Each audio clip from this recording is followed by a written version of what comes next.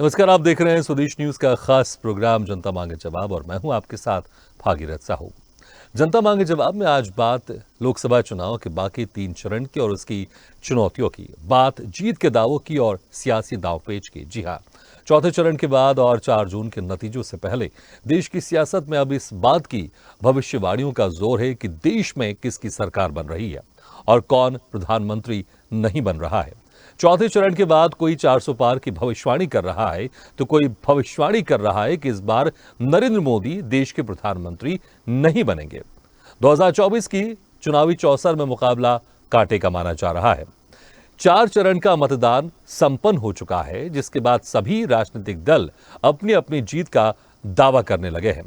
जहां एक और भाजपा का कहना है कि 380 सीटों में से 270 पर हम पूर्ण बहुमत से सरकार बना चुके हैं।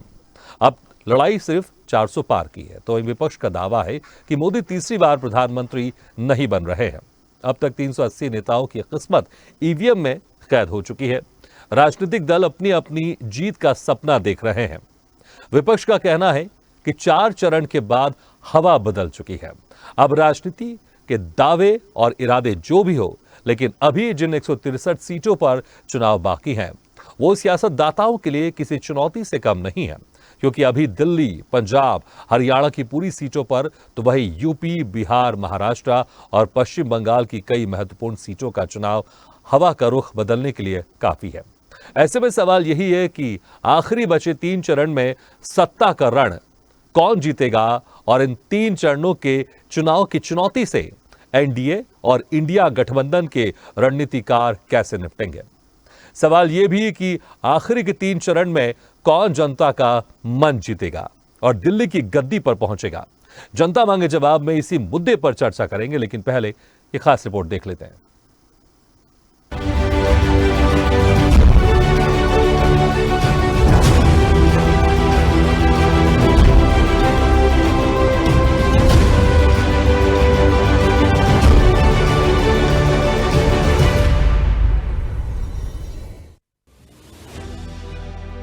देश में मजबूत लोकतंत्र के लिए 4 चरणों की आहुति डाली जा चुकी है।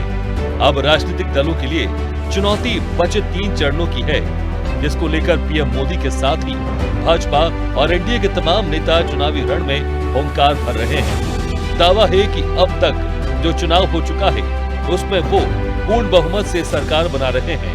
अब लड़ाई है तो 400 की, तो वहीं इंडिया गठबंधन के नेता भाजपा के 400 पार वाले बयान पर निशाना साध रहे हैं। उनका कहना है कि 4 चरण के बाद मोदी जी 400 पार का नारा भूल गए हैं। अब चुनावी बयान में सियासी बयानों का दौर जोर शोर से चल रहा है। भाजपा के नेता कह रहे हैं कि पूरे देश का माहौल मोदीमय बना हुआ है। बचे हुए 3 चरणों में भाजपा के लिए कोई चुनौती नहीं है। देश में फिर मोदी सरकार बन रही है और अब की बार 400 पार है। में माहौल बना हुआ पूरे देश का। और आज मैं झारखंड में हजारीबाग की बरही विधानसभा में आया था और यहाँ भारी संख्या में भारतीय जनता पार्टी का वातावरण मुझे दिखाई दिया। मोदी की सरकार फिर बन रही है और अब की बार 400 पार, फिर एक बार मोदी सरकार। तो वहीं आज भी प्रधानमंत्री नरेंद्र मोदी ने उत्तर प्रदेश के प्रतापगढ़ में कांग्रेस और गठबंधन पर निशाना साधा। कहा कि सरकार चलाना सोने की चम्मच लेकर पैदा होने वाले बच्चों का खेल नहीं है। 4 जून को देश की जनता मोदी की ही सरकार बनवाएगी और फिर हार के बाद बलि के बकरे को खोजा जाएगा। साथियों, देश चलाना सोने की चम्मच लेकर के पैदा हुए बच्चों का खेल नहीं है। आपसे नहीं हो पाएगा, क्योंकि 4 जून के बाद मोदी सरकार तो बनेगी ही बनेगी। 4 जून के बाद ये इंडी गठबंधन टूट करके बिखर जाएगा, खटाखट खटाखट। पराजय के बाद बलि के बकरे को खोजा जाएगा, खटाखट खटाखट। अब भाजपा के नेता 400 पार का दावा करें या पीएम मोदी जो भी कहें, लेकिन विपक्ष के नेता एक सुर में कह रहे हैं कि मोदी इस बार प्रधानमंत्री नहीं बनेंगे उनका यहां तक कहना है कि चौथे चरण के बाद प्रधानमंत्री 400 पार की बात करना ही भूल गए हैं। 3 चरणों में हमारे लिए कोई चुनौती नहीं है। मोदी जी 400 पार की बात, बीजेपी की 400 पार की बात, मध्य प्रदेश में 29 की बात बोलना भूल गए ये लोग। 4 चरण में इनका चेहरा साफ हो गया है। मोदी जी की भाषा, भावना, जो झूठ सब देश देख रहा है। और ये स्थिति बनी क्यों? इसीलिए तो बनी कि नरेंद्र मोदी जी हार रहे हैं। अब 4 चरण के चुनाव के बाद दावे भले ही जीत के किए जाने लगे हैं, लेकिन चुनौती बचे 3 चरणों की भी है। बात अब तक के हुए 4 चरणों के चुनाव की करें तो फेज 1 में 19 अप्रैल को 21 राज्यों के 102 सीटों पर मतदान हुआ। फेज 2 में 26 अप्रैल को 12 राज्य के 88 सीटों पर मतदान हुआ। फेज 3 में 7 मई को 12 राज्य के 93 सीटों पर वोटिंग हुई। फेज 4 में 13 मई को 10 राज्य के 96 सीटों पर मतदान हुआ। बात अब तक के हुए चुनाव में मतदान की करें तो औसतन 66% मतदान 380 सीटों पर हुआ है, जिसमें पहले चरण में 66.14, दूसरे चरण में 66.71, तीसरे चरण में 65.67, चौथे चरण में 67.71। तो वहीं जिन राज्यों में चुनाव बचा है, यदि उनकी सीटों की बात करें तो अभी यूपी में 41, बिहार में 21, पश्चिम बंगाल में 24, दिल्ली में 7, महाराष्ट्र की 12, झारखंड की 10, पंजाब की 13, हिमाचल की 13, ओडिशा में 17, हरियाणा में 10, जम्मू कश्मीर में 2, चंडीगढ़ व लद्दाख में 1-1 सीट पर मतदान होना है। अब सबकी नजर जिस सूबे पर टिकी हुई है वो उत्तर प्रदेश है, जहां से प्रधानमंत्री नरेंद्र मोदी भी चुनावी मैदान में हैं। यहाँ भी 41 सीटों पर चुनाव होना है, तो वहीं बिहार में भी 21 सीटें बची हुई है।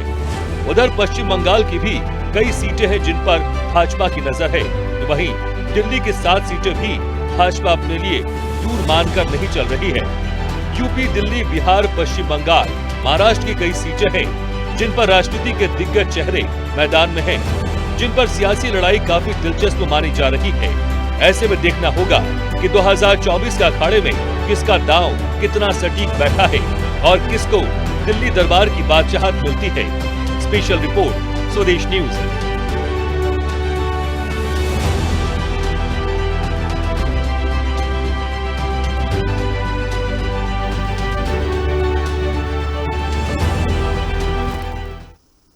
तो 543 में से 380 सीटों पर चुनाव संपन्न हो चुके हैं और अब महज 3 चरणों का चुनाव बाकी है, जिसमें 163 सीटों पर चुनाव होंगे। अब दावे यहां पर बहुत किए जा रहे हैं, दोनों तरफ से किए जा रहे हैं।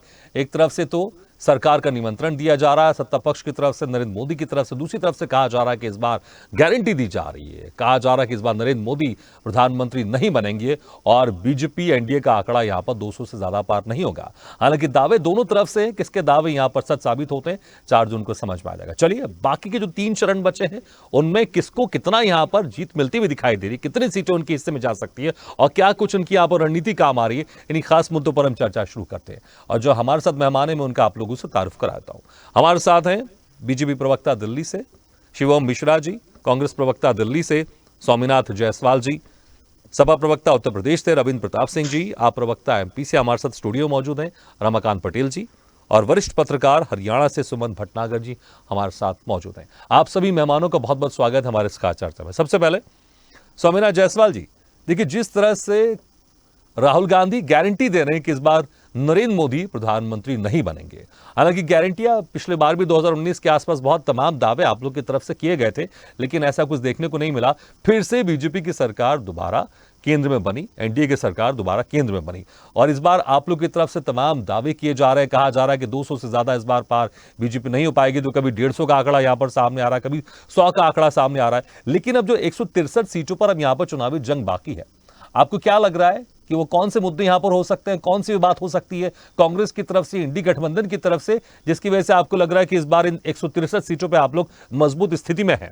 ये भागीरथी भाई, जिस तरह से माननीय प्रधानमंत्री जी पूरे चुनाव में देखे होंगे कि धर्म का आधार बनाकर कभी राम के नाम पर वोट मांग रहे हैं, तो कभी सनातन के नाम पर फिर आ गए, कि मुसलमान हिंदुओं का मंगलसूत्र छीनकर मुसलमान को दे दिया जाएगा, जमीन छीनकर बच्चा पैदा करने वाले मुसलमानों को दे दिया जाएगा, इंडिया पाकिस्तान गोधरा हर चीज लाया गया। इस चुनाव में एक ध्रुवीकरण करने का काम किया गया और हृदय परिवर्तन हुआ जब नॉमिनेशन करने के बाद, गंगा स्नान के बाद उनके आंखों से भी गंगा का आंसू निकलने लगा कि हम धर्म के आधार पर वोट नहीं मांगते हैं, ना मांगेंगे, ये मेरा संकल्प है। लेकिन फिर उत्तर प्रदेश में शुरू हो गया। आज ही योगी जी मोदी जी बोल रहे हैं कि जो राम को लाए हैं, अरे राम को लाने वाले प्रभु श्री राम को लाने वो हमको लाए हैं, हमारे आत्मा और परमात्मा में बसते हैं, वो कौन लाने वाले हैं? योगी जी बार बार भाषण में बोल रहे हैं जो राम को लाए हैं उनको आप लाइए। ये तुष्टीकरण की राजनीति, धर्म के नाम पर वोट मांगने की राजनीति, वही युवा ठगे महसूस कर रहे हैं जो 2 करोड़ नौकरी का लालच देकर 2 बार सत्ता में काबिज हुए। एक बार सोचा चलो अभी सरकार में नया नया है, लेकिन दोबारा सत्ता में आएंगे तो जरूर नौकरी मिलेगा, तो 2 करोड़ का झांसा दिए, फिर बोले काले धन लेके आएंगे। वो अपने मित्रों में देश के टैक्स का पैसा 16 लाख करोड़ बांट दिए। 54 लाख करोड़ देश पे कर्ज था, 254 लाख करोड़ कर्ज हो गया। तो आप नए कल कारखाने, फैक्ट्रियां, इंडस्ट्रीज नहीं लगाए, सेल भेल रेल सारे पीओसी कंपनी अपने मित्रों को दे दिए। तो जिस तरह से देश का वातावरण 38 साल का रिकॉर्ड तोड़ महंगाई 44.5% बेरोजगारी दर, देश का युवा पूछ रहा है कि पेपर लीक करोगे, कब तक पेपर लीक करोगे सरकार? कम से कम सूद लीजिए। 9,27,000 नौकरियां दिया गया 10 साल में, वो भी कॉन्ट्रैक्ट फार्मिंग पर। देश की स्थिति यह है कि युवा बेरोजगार होते जा रहा है। किसान के शहादत 770 शहादत के बाद भी स्वामीनाथन को भारत रत्न दिया गया, लेकिन उनके बनाए गए 2 दुगनी आय की बात कहे थे 2022 में, लेकिन उनका एमएसपी लागू नहीं किया गया। वही अजय कुमार टेनी का बेटा किसानों पर गाड़ी चढ़ाता है और सीना चौड़ा करके प्रधानमंत्री जी उसका प्रचार करने जाते हैं, कहते हैं मैं किसानों का हितकारी सोचने वाला हूं। कहां से सोचने वाले हैं? वही महिला सुरक्षा की बात उत्तर प्रदेश में गारंटी दिया जाता है कि महिला कितना हो गहने लाद के चले जाएंगी तो सुरक्षित चले जाएंगी। अरे भाई, भारतीय जनता पार्टी से सुरक्षित हो तो बनारस में आईटी के इनके नेता रेप करते हैं, 60 दिन मध्य प्रदेश जाके गन पॉइंट पर रेप करते हैं आईटी के छात्रा को। सेंगर जैसे विधायक एक गरीब के बेटी को रेप करके जला देता है। चिन्मयानंद जी हो गए, ब्रिजभूषण शरण सिंह, परिवारवाद की बात होता है, उनको बेटे को टिकट दिया जाता है। और जितने रेपिस्ट है, जैसे रमन्ना को देखे होंगे, 3000 बेटियों का रेप करके रिकॉर्ड बना है, उसको थोप के इनकी गारंटी लेता हूं, इनको जिताइए, ये देश का भविष्य बदलेंगे। ऐसे रेपिस्टों का प्रचार करते हैं प्रधानमंत्री जी। और प्रधानमंत्री जी संकल्प पत्र लेके आए। हम अपने न्याय पत्र की बात करते हैं, 5 गारंटी 25 वादे जो हमारे न्याय पत्र में लिखा हुआ है।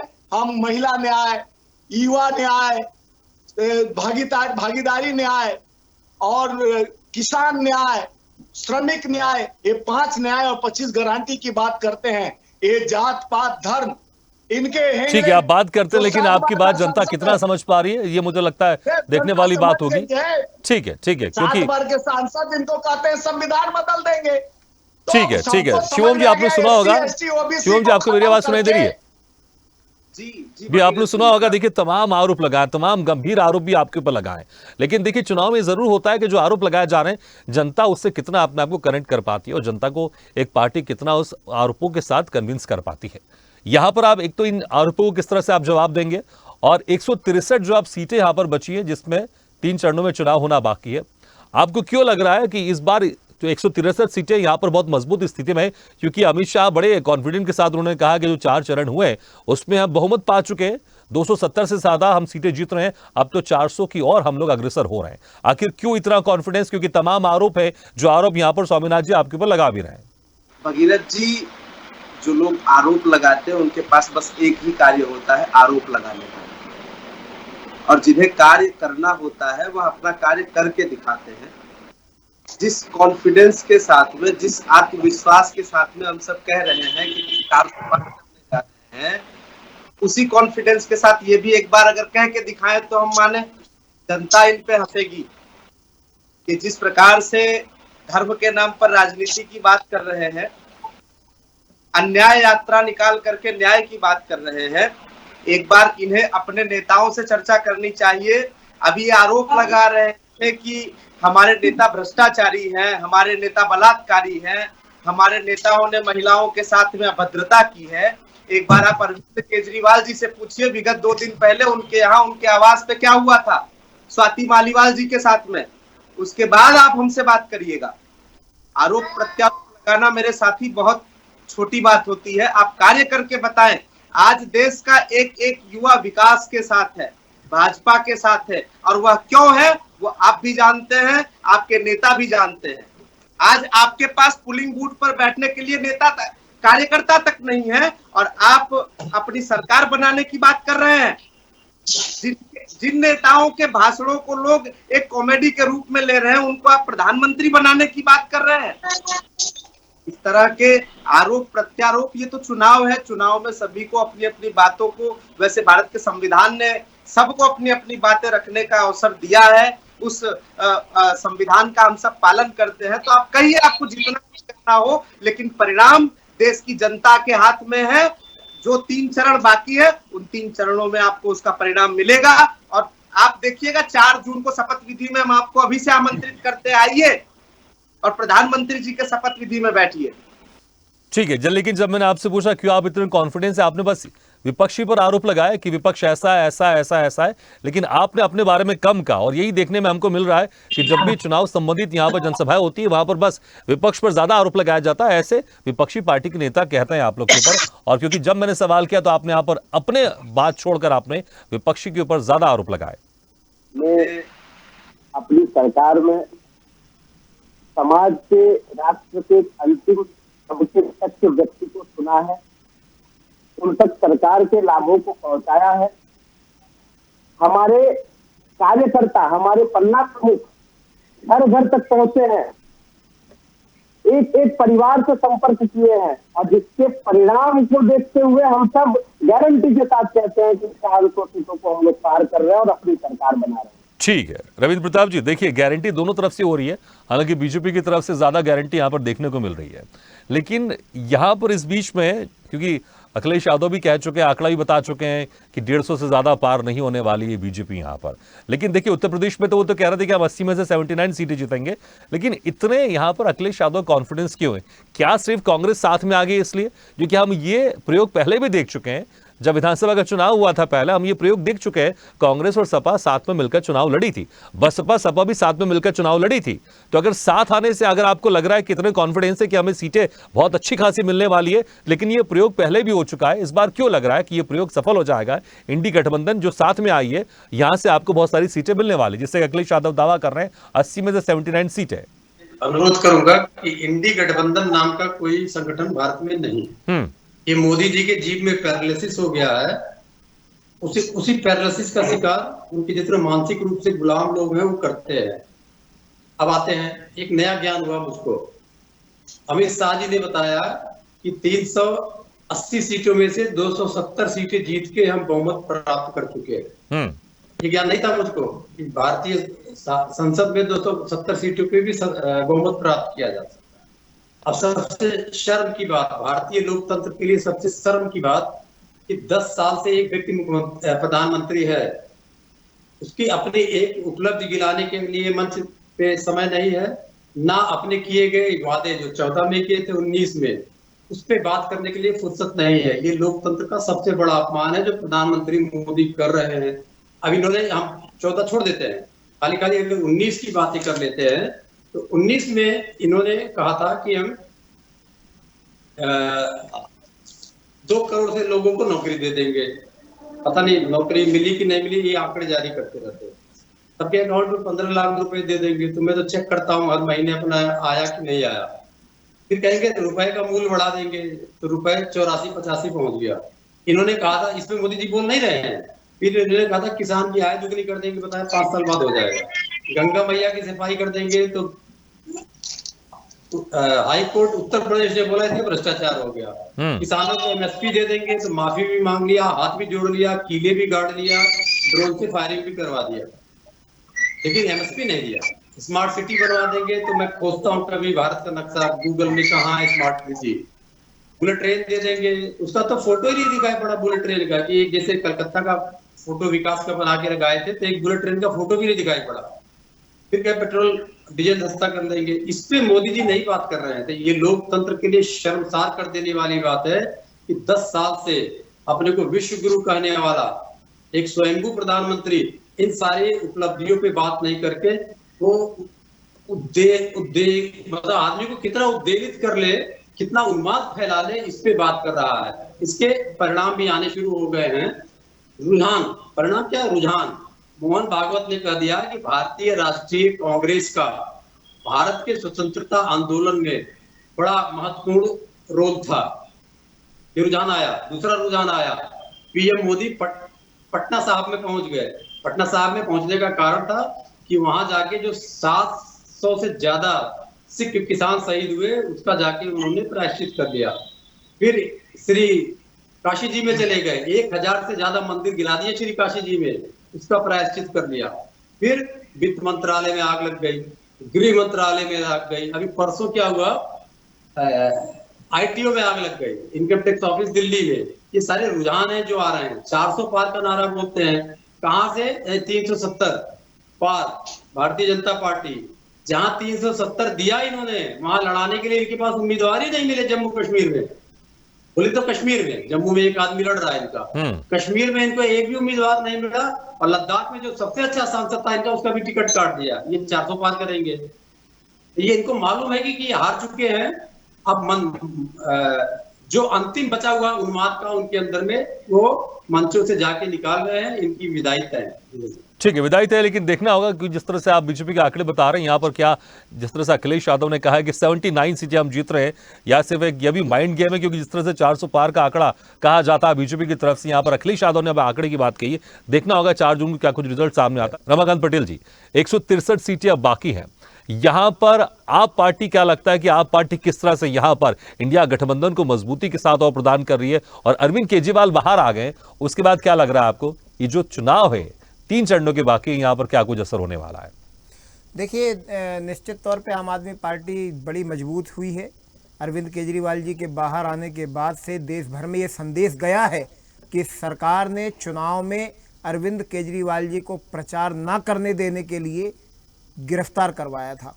अब रही बात 3 चरणों के मतदान के लिए, आगामी 3 चरणों के मतदान के लिए, तो निश्चित तौर पे अभी तक के जो रुझान आ रहे हैं, वोटिंग परसेंटेज का कम होना और तमाम विश्लेषकों के जो बयान आ रहे हैं, ये बताते हैं कि भारतीय जनता पार्टी अपने मुद्दों में नहीं रह गई है।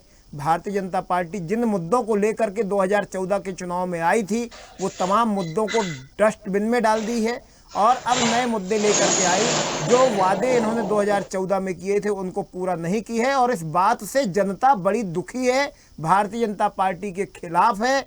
भारतीय जनता पार्टी जब 2014 में आई थी तो महंगाई की बात करती थी कि महंगाई कम करेंगे, महंगाई डाइन है। बेरोजगारी की बात करती थी, पेपर लीक आजकल होते हैं और नौकरी मिलती नहीं है किसी को। भ्रष्टाचार की बात करती थी, तमाम भ्रष्टाचारियों को ईमानदार बनाने की वॉशिंग मशीन जो भारतीय जनता पार्टी चला रही है, देश की जनता देख रही है। महिला पे अत्याचार की बात करती थी, इनके सांसद प्रज्वल रवन्ना, इनके प्रत्याशी, इनके सांसद ब्रजभूषण शरण सिंह, ये तमाम लोग किस प्रकार से महिला अत्याचार के मामले में, दुष्कर्म के लेकिन मामले बीजेपी में दिल्ली में आप लोग को घेर रही है, कह रही है कि जो केजरीवाल के पीए हैं उनको लेकर सीधे वहां पर आरोप लगाया जा रहा है, घेरा जा रहा है दिल्ली में आप लोग को। ठीक है, भारतीय जनता पार्टी के मुंह से महिलाओं का नाम लेना जो है शोभा नहीं देता है। अगर ये किसी महिला की बात करते हैं तो उसके पहले मणिपुर का जिक्र इनको करना चाहिए कि देश के प्रधानमंत्री क्यों 2 साल से मणिपुर नहीं गए, 2 साल से मणिपुर का नाम नहीं ले रहे हैं। मणिपुर में जहां महिलाओं को निर्वस्त्र करके उनकी परेड कराई जा रही है भारतीय जनता पार्टी के राज में, मणिपुर का नाम नहीं लेते हैं। प्रज्वल रवन्ना को के लिए ये प्रचार कहते हैं कि जो वोट प्रज्वल रवन्ना को पड़ेगा वो प्रज्वल को नहीं पड़ेगा, सीधा मेरे को मिलेगा। प्रज्वल रवन्ना देश का भविष्य है। तो ये तो इनके शब्द हैं। ब्रजभूषण शरण सिंह के बेटे को उम्मीदवार बना दिया जाता है पारितोषिक के रूप में। क्यों? क्योंकि इसने देश का मान बढ़ाने वाली महिला पहलवानों के साथ में अत्याचार किया, उनकी इज्जत पे हाथ डालने का काम किया। इसलिए ब्रजभूषण शरण सिंह के बेटे को अब गद्दी दे दी जाती है। तो मैं ये कहता हूँ, इन्होंने तमाम बातें की थी। इन्होंने किसानों की बात की थी। टेनी मिश्रा आप जानते होंगे, अपनी गाड़ी से कुचल के किसानों की हत्या कर देता है और उनको फिर से उम्मीदवार बना दिया जाता है। उनका राजगृह मंत्री का पद नहीं छीना जाता उनके बेटे की हत्या करने के बाद में। तो ये तमाम मामले हैं। और भाजपा के प्रवक्ता कुछ कह रहे थे, बोले विपक्ष को लोग कॉमेडी के रूप में देखते हैं। कॉमेडी के रूप में किसको देखते हैं मैं बतला देता हूँ। अभी प्रधानमंत्री जी का बयान आया था 2 दिन पहले, नहीं जी मैं तो बिल्कुल हिंदू मुसलमान नहीं करता हूँ, मैं तो अगर जिस दिन हिंदू मुसलमान कर दिया उस दिन मेरा तो सार्वजनिक जीवन में रहने का कोई मतलब ही नहीं है। और उसके बाद 24 घंटे नहीं बीतते हैं फिर से हिंदू मुसलमान में लग जाते हैं। तो कॉमेडी तो प्रधानमंत्री के शब्दों में दिखाई देता है। ये कहते हैं कि शपथ ग्रहण में आमंत्रित कर रहे हैं, करेंगे। शपथ ग्रहण में भारतीय जनता पार्टी जब शपथ ग्रहण कर रही थी 2014 में, किसको आमंत्रित की थी बताइए? किसको आमंत्रित की थी? नवाज शरीफ, पाकिस्तानी प्रधानमंत्री को आमंत्रित किया था इन्होंने।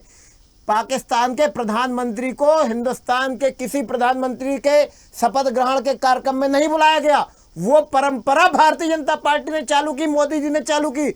मोदी जी पाकिस्तान के प्रधानमंत्री को अपने शपथ ग्रहण में बुलाते हैं और उसके बर्थडे का केक खाने के लिए, बिरयानी खाने के लिए बिना बताए पहुंच भी जाते हैं पाकिस्तान में।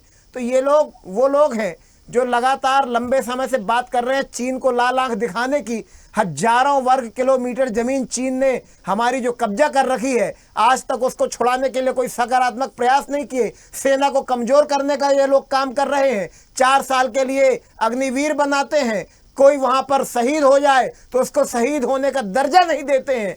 आम आदमी पार्टी ने वादा किया है, अरविंद केजरीवाल जी ने गारंटी दी है कि अग्निवीर योजना को बंद किया जाएगा, सबको नियमित पहले जैसे भर्ती किया जाएगा। ठीक है, ये बात तो सारे विपक्षी पार्टी के नेता कर रहे हैं। ठीक है, उनको नियमित तमाम किया ठीक है, जाएगा। तमाम मुद्दे आप लोग के हैं। ठीक है, सुमन भटनागर जी, देखिए तमाम मुद्दे विपक्षी पार्टियों के, लेकिन क्या ये मुद्दे वाकई जनता को कन्विंस करने में विपक्षी पार्टी कामयाब हो रहे हैं? क्योंकि एक तरफ अगर देखें बड़े बड़े दावे किए जा रहे हैं, दोनों तरफ से दावे, और अगर हम 2019 के भी अगर आंकड़े देख लें तो अगर जो 163 वो चुनाव बाकी है सीटों में, यहाँ पर बीजेपी एनडीए अच्छी बेहतर स्थिति में रहा है। क्योंकि जो बहुत सारे अब राज्य बाकी है वहां पर कहीं ना कहीं बीजेपी मजबूत स्थिति में रही है 2019 में। लेकिन क्या वाकई ये फिर से जो पिछले बार 2019 के परिणाम थे दोहरा पाएगी बीजेपी? यहाँ पर जिस तरह से या फिर मुद्दे लेकर यहाँ पर विपक्षी पार्टी मैदान में उनका असर होगा और बीजेपी इस बार तीसरी बार सरकार नहीं बना पाएगी, खासकर इन 3 चरणों में नुकसान होता हुआ दिखाई दे रहा है आपको? क्या आकलन आपका? 2/3 सीटों पर तो मतदान हो चुका है। अब 163 सीटें बची हैं जिन पर मतदान होना है। भाजपा बड़ी आत्मविश्वास के साथ ये कह रही है कि हम 270 सीटें जीत चुके हैं और जो 5वां, 6ठा, 7वां चरण है उसमें और सीटें जीतकर 400 पार का जो लक्ष्य है हमारा, उसको हम पूरा कर लेंगे। विपक्षी दल अपनी बात को बहुत ताकत से नहीं कह पा रहा है। उनमें आत्मविश्वास की थोड़ी सी मुझे कमी नजर आ रही है। अभी हालांकि जो एग्जिट पोल है वो एक ठीक है रमाकांत जी किसी पार्टी से नहीं, सुमन जी वरिष्ठ पत्रकार है, अपनी उनको बात रखनी है। अखिलेश कह रहे 140 आएंगी, केजरीवाल कह रहे 220 आएंगी, लालू यादव कह रहे 200 आएंगी, उनका बेटा कह रहा 100 आएंगी। मेरा मतलब इनमें एकजुटता, एक रूपता, एक भाषा इनकी जो नहीं आ पा रही है, इससे मतदाताओं को लग रहा है, कुछ कंफ्यूजन मतदाताओं को हो रहा है। उनको लग रहा है कि जो मोदी बात कह रहे हैं उस बात में थोड़ी मजबूती ज्यादा है। अब इंडिया गठबंधन है, उनको पूरी मजबूती के साथ अपनी बात कहनी चाहिए। और मैं समझता हूँ कि जो आने वाला चुनाव है, जो 3 चरणों का चुनाव बचा हुआ है, वो मुख्य रूप से पंजाब, लेकिन सुमन जी, जिस तरह से मुद्दे ही लेकर आ रही इंडिया गठबंधन, विपक्षी पार्टियां, वो मुद्दे तो लगता है कि जनता से जुड़े हुए कहीं ना कहीं मुद्दे हैं, लेकिन क्या वो जनता तक पहुंच नहीं पा रही है सारे मुद्दे जो हैं? मोदी जी अपनी बात को लोगों तक पहुंचाने में कामयाब हो रहे हैं कि चाहे उनके पास मीडिया हो, चाहे उनके पास साधन हो, चाहे प्रचार हो।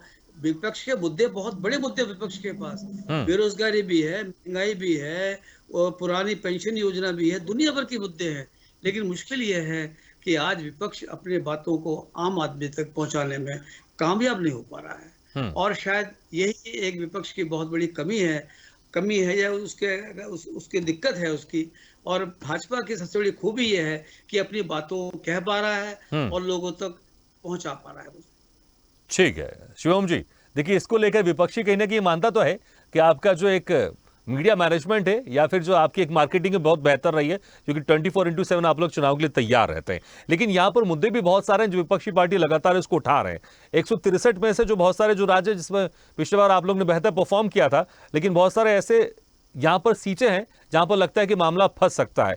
लेकिन आपको ऐसा क्यों लग रहा है, जिस तरह से आप लोग के नेता बड़े बड़े दावे कर रहे हैं कि हम बहुत मजबूत स्थिति में यहां पर है, क्योंकि सीटें यहां पर बहुत सारी जहां पर मामला फंस सकता है। जैसे पंजाब में आप बिल्कुल उस तरह से नहीं दिखाई दे रहे जैसे आप पार्टी या कांग्रेस मैदान में, वहां से लगता है कि आप लोग बहुत कमजोर है। ऐसे बहुत सारी सीटें हैं, इन सीटों को आप कैसे कवर करने वाले हैं? सारी चीज जो सीटें रहेंगी और तभी जो 400 पार का आंकड़ा उसको कैसे कर पाएंगे?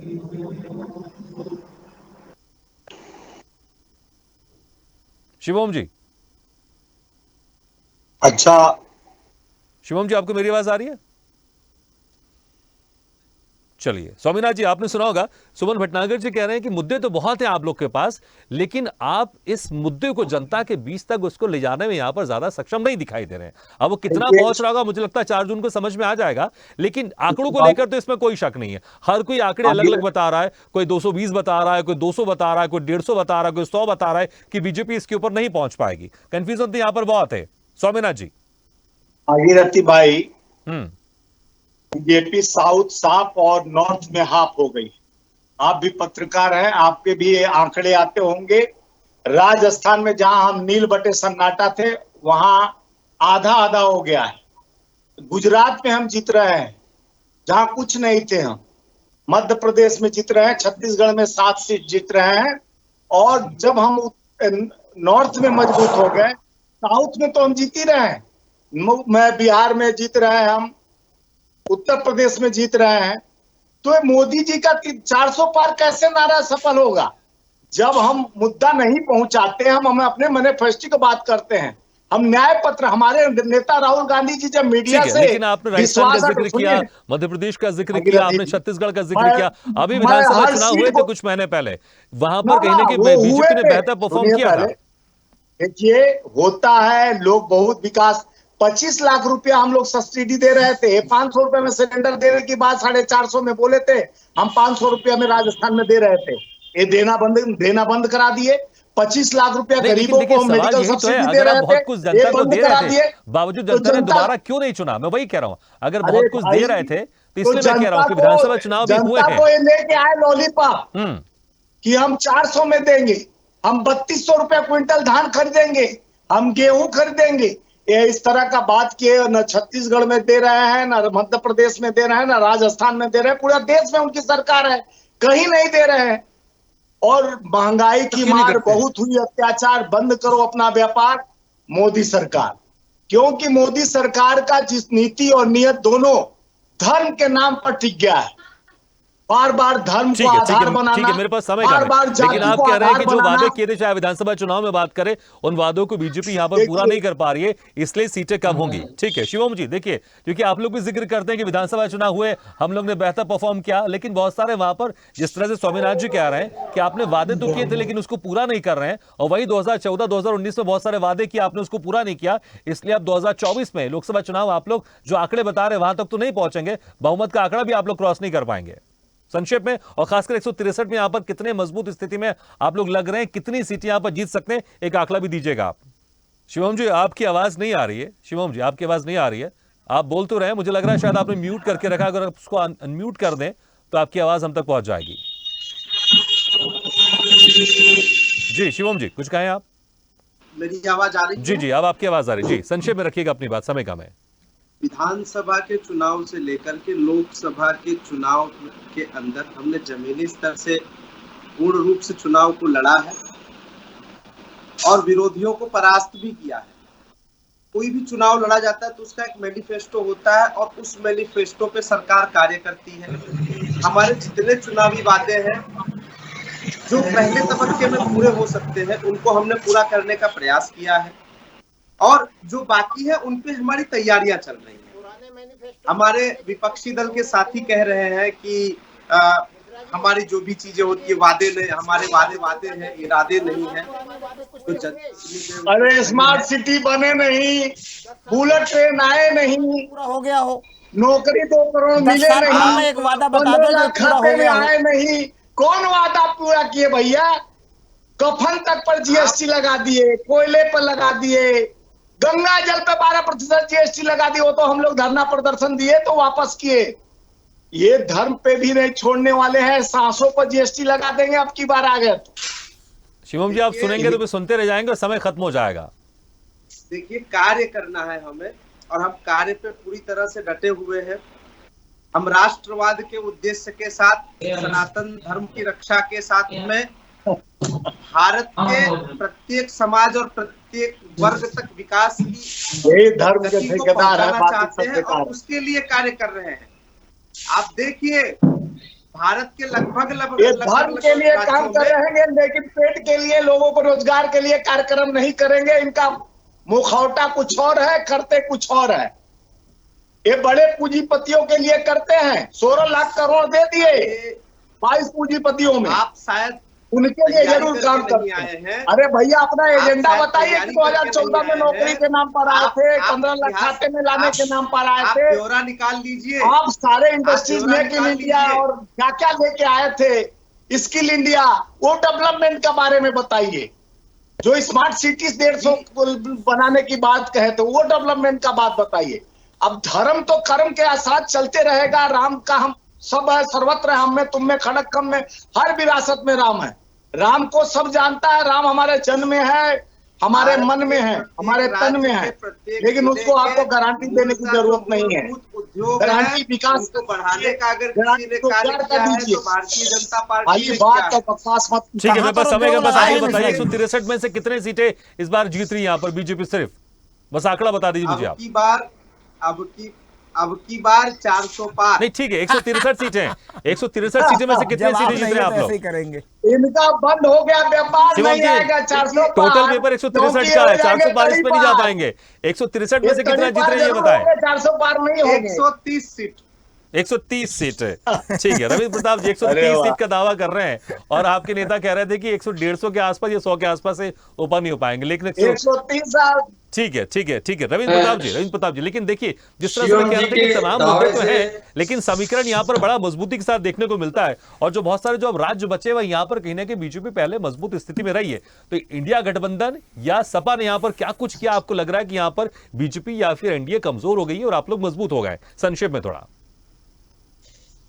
हम उत्तर प्रदेश की बात कर सकते हैं कि अभी तक ज्यादा क्षेत्र है, उत्तर प्रदेश है। बिल्कुल। हमने 19 में इनको 17 सीटें हरा दिया, जबकि उस समय पुलवामा का आतंक चल रहा था चारों तरफ। 50% वोट पाए थे। उसके बाद 22 में चुनाव होता है, हम इनको 41%। ठीक है, लेकिन आप एक चीज मिस कर रहे हैं, कहना बसपा उस वक्त आप लोग के साथ में थी, इस बार नहीं है आप लोग के साथ में। सही कह रहे हैं आप इस बात को। तो उसके बाद हम इनको ला देते हैं 22% पे। सॉरी, गलत बोल गया मैं। हमारे 18% वोट पड़ जाते हैं।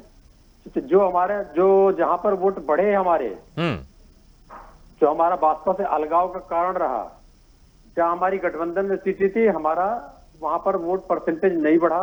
तो जो हमारा 18% वोट बढ़ा उन क्षेत्रों पे जहां हम लड़े थे और जहां हमको भाजपा से समर्थन नहीं मिला था। उसी के बाद निकाय चुनाव होता है, 30% पे आ जाते हैं। निकाय चुनाव में हमारा भाजपा से कोई भी संबंध नहीं था। उसी निकाय चुनाव में हम इनको 25 सांसदों के, उस 25 में से इन्होंने 9 सांसदों के टिकट काट दिए। 25 सांसदों के संसदीय क्षेत्र में हम इनको हरा देते हैं निकाय के चुनाव में। तो हम इनको सीमित कर चुके हैं। इसमें सबसे बड़ा जो कंट्रीब्यूशन जाता है, हमारी पीडीए साइकिल यात्रा की जाती है, जो लगभग 25,000 किलोमीटर चली, गांव-गांव तक गई, जन जन तक सरोकर किया उसने और जनता के मुद्दों को समझा और जनता को समझाया।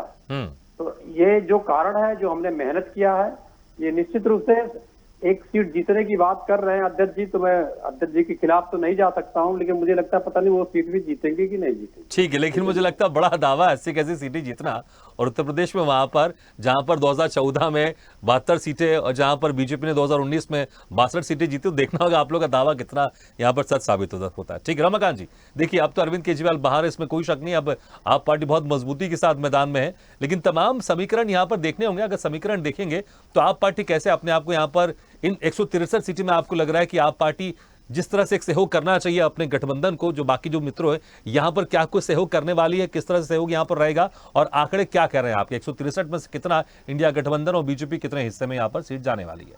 देखिए 163 में से मुझे लगता है कि 120 से 25 सीटें विपक्ष को मिलेंगी, इंडिया गठबंधन को मिलेंगी। रही बात अरविंद केजरीवाल जी के सहयोग करने की, तो निश्चित तौर पे अरविंद केजरीवाल जी पूरे देश में जाएंगे, जहां जहां देखा हमने आज अखिलेश यादव के साथ भी बैठ के प्रेस कॉन्फ्रेंस कर रहे थे। जी आज उत्तर प्रदेश आए थे, माननीय अखिलेश यादव जी के साथ बैठ के उत्तर प्रदेश के मतदाता बंधुओं से अपील किए हैं कि इंडिया गठबंधन को जिताइए, कांग्रेस और समाजवादी पार्टी जहां जो उम्मीदवार लड़ रहा है लेकिन जनता में एक मैसेज कभी-कभी ये भी तो जाता होगा कि यही आप पार्टी के नेता है जो इन नेताओं को कोसते थे, इन नेताओं को कोस की पार्टी इनकी मजबूत हुई, ये भी तो एक मैसेज जाता होगा इन जनता के बीच में। देखिए भागीरथ जी, जनता बहुत समझदार है। जनता ने वो दौर अभी भूला नहीं है जब प्रधानमंत्री जी आरोप लगाते थे अजीत पवार को और अजीत पवार पे, और उसको कहते थे कि चक्की पीसेगा और फिर वॉशिंग मशीन में डाल करके उसको भाजपा में लाके उप मुख्यमंत्री बना देते हैं। हेमंता विश्व शर्मा पे आरोप लगाते थे, छगन भुजबल पे, नारायण राणे पे, प्रफुल्ल पटेल पे, 2G स्पेक्ट्रम कोयला क्या आरोप लगाते थे। इसलिए केजरीवाल की बातें और आप पार्टी की बातें जनता भूल जाएगी। ठीक है, बीजेपी भी ऐसा कर रही है, इसलिए आप पार्टी भी ऐसा कर रही है। भागीरथ जी मैं कुछ और कह रहा हूँ, मैं पूरी बात कर लूं तो आरोप कौन लगाता था? भारतीय जनता पार्टी लगाती थी, जांच कराती थी, उनको दोषी साबित करवाती थी और फिर भाजपा में ला करके उनको बड़ा पद दे देती है।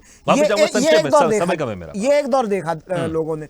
दूसरा, आज देश देख रहा है, आज जनता देख रही है कि किस प्रकार से संविधान की हत्या की जा रही है, किस प्रकार से लोकतंत्र की हत्या की जा रही है, किस प्रकार से संविधान को बदलने का काम किया जा रहा है, उसका षड्यंत्र किया जा रहा है। ठीक है, मेरे पास समय कम है, लेकिन वाकई ये बड़ी बात अक्सर आप लोग कहते हैं, संविधान को खत्म करने की कोशिश की जा रही। सुमन भटनागर जी, संविधान को खत्म करने की कोशिश की जा रही है, संविधान बदलने की कोशिश की जा रही है, यहाँ पर अगर 400 का आंकड़ा यहाँ पर पार हो जाएगा तो ये तमाम चीजें आपको लगता है कि 163 सीटें अब चुनाव होने वाले, इसमें ये असर डाल रही विपक्षी पार्टियों की?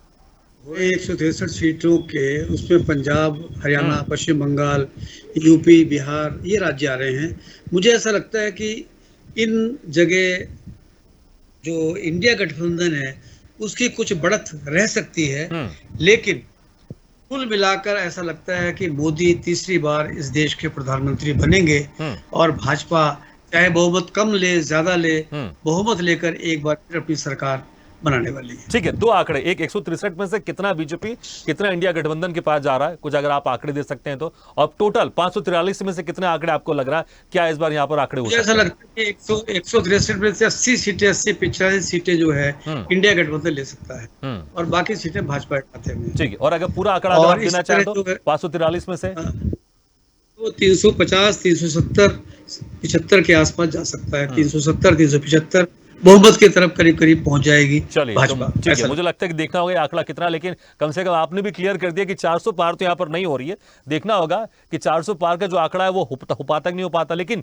एक जो 272 का जो एक मैजिक जो एक फिगर है ये पार करना बहुत जरूरी है अगर किसी को भी सरकार बनाना है। ये इंडिया गठबंधन इस आंकड़े को पार कर पाती है या फिर एनडीए गठबंधन इस आंकड़े को पार कर पाती है, ये देखने वाली बात होगी। चलिए, हमारा समय समाप्त हो गया है। शिवांश मिश्रा जी, स्वामीनाथ जायसवाल जी, रविंद्र प्रताप जी, रमाकांत पटेल जी, सुमन भटनागर जी, बहुत बहुत शुक्रिया हमारे इस खास चर्चा में शामिल होने के लिए। तो 4 जून को रिजल्ट आ जाएगा। दावे तो दोनों तरफ से बहुत किए जा रहे हैं, आंकड़े भी बताए जा रहे हैं कि क्या कुछ आंकड़ा किस पार्टी को मिलने वाला है, लेकिन ये आंकड़े 4 जून को क्लियर हो जाएंगे जब फाइनल रिजल्ट आ जाएगा। लेकिन एक बात तय है कि जो जनता से ज्यादा कनेक्ट करेगा अपने मुद्दों को लेकर, अपनी बात को जनता को ज्यादा बता पाएगा, जनता उसके साथ जरूर जाएगी और जनता उसको चुनाव जिताएगी। ये तो इसमें तय, इसमें कोई दो राय नहीं। लेकिन देखना होगा 4 जून को कौन किसकी सरकार बनती है। इसी के साथ हमारे खास पेशकश में फिलहाल इतना, लेकिन खबरों का सिलसिला लगातार जारी है। आप देखते रहिए स्वदेश न्यूज, सबसे पहले देश।